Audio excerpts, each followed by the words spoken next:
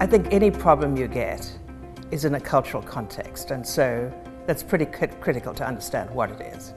You know, Guatemala, for example, is not like building in San Francisco at all. Different culture, different socializing patterns, for example.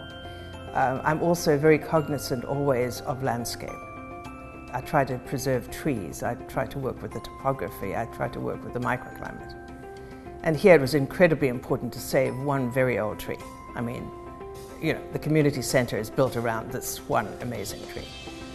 So we always are very cognizant of kind of ecological issues, incredibly important. So you take social, cultural issues, you take the ecological issues, and then you try and work with the program itself.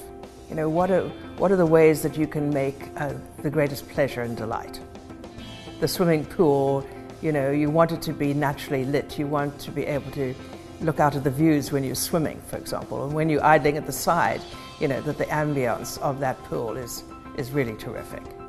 And kids, you know, how do you deal with a playful environment that really encourages them to be creative?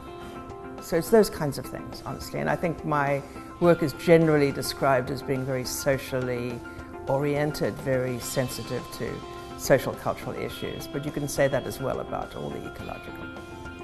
Wherever you work, you have to deal with the local technology that's available. If you're in a place like Guatemala, you have to deal with how people build. You know, they don't build that beautifully.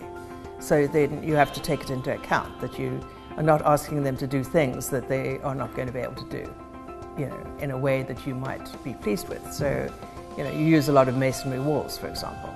You use a lot of concrete because that's actually the way of building.